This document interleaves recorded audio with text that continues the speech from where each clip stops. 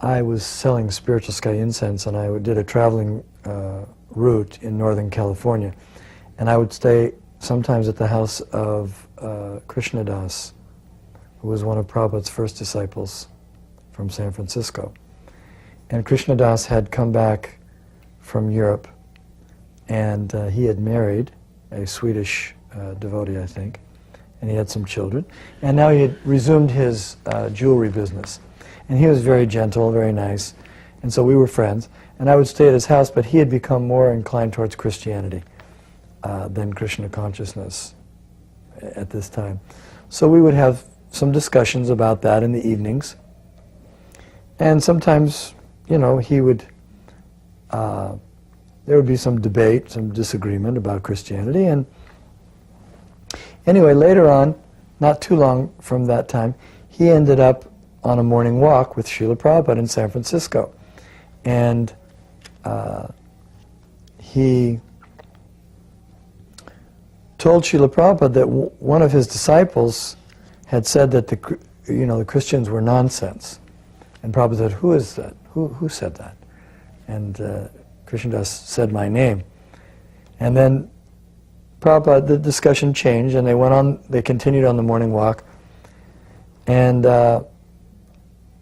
later on in the morning walk, around the end, Prabhupada said, he turned and stopped and said, "So where are the Christians now?"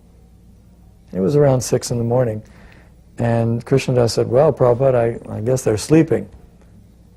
And Prabhupada said, "Therefore I say they're nonsense." So I was somewhat exonerated by that statement. Then I'd come and be in the temple room when the greeting of the deities happened in the old temple. He'd come in from the back door, and the deities were towards the front.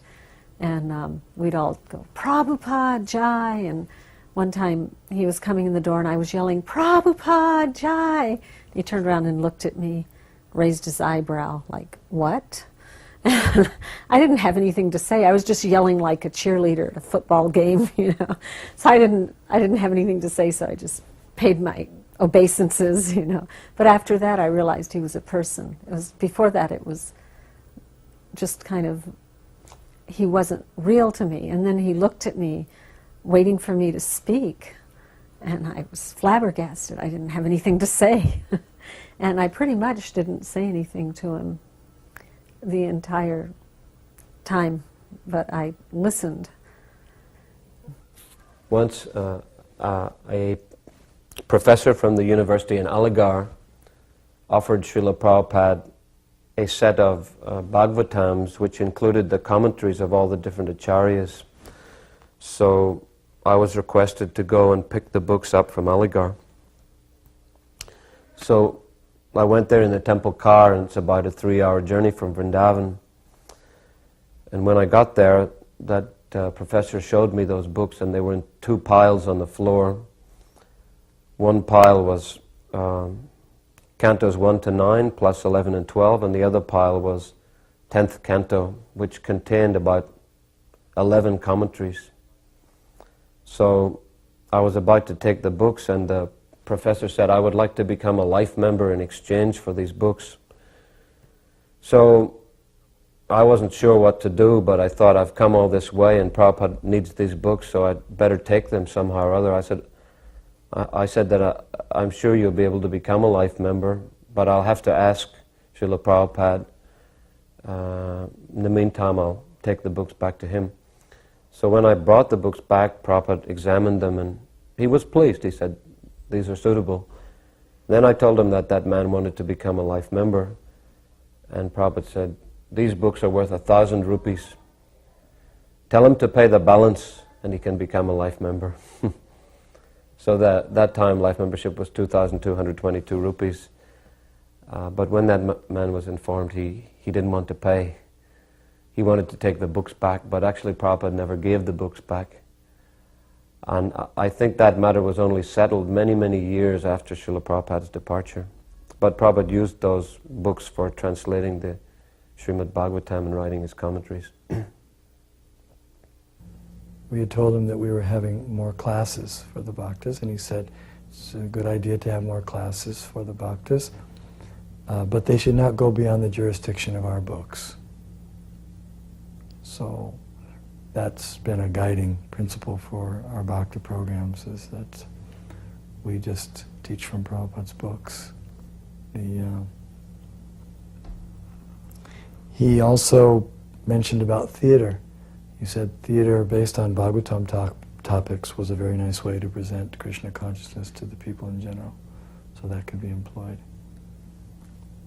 This is in a letter to me. He wrote me a letter, and he told me to worship Lord Chaitanya in my home and chant at least 16 rounds and read his books every day, and Maya will never touch me. And he told me that to always remain in the fire of Krishna consciousness. And he said that, and then your spiritual master will pray to Krishna for your spiritual advancement. So that's what I do in my life, try to do at least those 3 things every day. Follow his instructions. The other thing I remember, this is actually in a letter, but it was a significant instruction from Prabhupada, and that was, Aniruddha was a lot younger then. I think he must have been about 1.5 or 2 at the time, and we were living in Coconut Grove, Florida. And I got this opportunity to take care of the deities there. And I thought, here's my chance to do a really important service. So I started doing that, and some other devotees took care of Aniruddha pretty much full time. And I wrote to Srila Prabhupada, and I mentioned to him about this.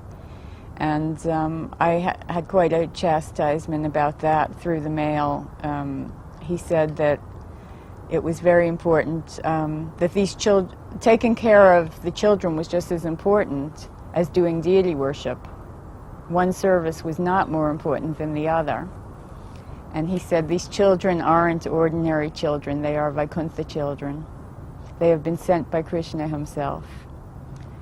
So, he told me to stop doing the deity worship and take care of Aniruddha. Prabhupada had just come in, and it was about 150 devotees there. It was tumultuous kirtan going on. And Prabhupada came in the door, and everyone was so happy to see him, and it was ecstatic. The kirtan was thundering. And Prabhupada stopped, and he saw Umapati. And Umapati was one of the first devotees. And evidently Prabhupada hadn't seen him for some time. And he stopped.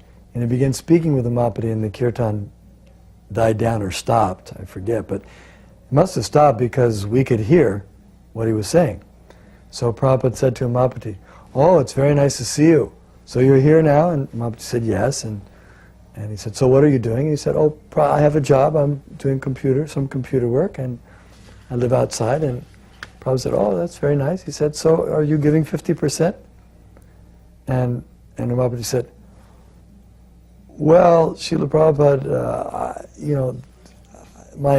I'm not getting that much money, and the expenses, my apartment is."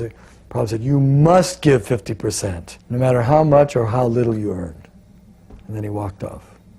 And he left Umapati there somewhat dumbstruck by that statement. No compromise. Once I was in Srila Prabhupada's house in Vrindavan in 1974, during the Mayapur Vrindavan festival. And that time, Madhavisa Swami was in the room, and he was just leaving. So he was saying goodbye to Srila Prabhupada. And Prabhupada was thanking him for his service. Prabhupada told him that you are a perfect leader.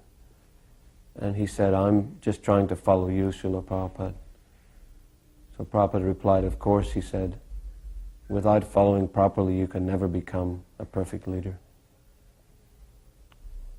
I suppose everyone knows how he entered the temple room as they blew the conch shell and the deity doors opened, and then he'd walk up to Gornitai's altar, pay his dandavats, and then we'd all pay obeisances, and then he'd go to Rukmini Dwarkadish, pay his dandavats, and he'd take Charnamrita, then he'd pay his dandavats, and then go back and sit on the Vyasasana and play a gong or cartels and start Jaya Radha Madhava.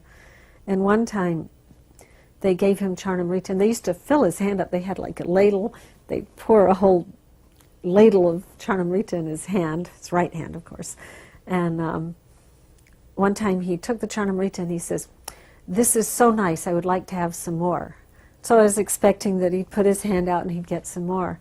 But he just washed his hand and paid his dandavats and went on.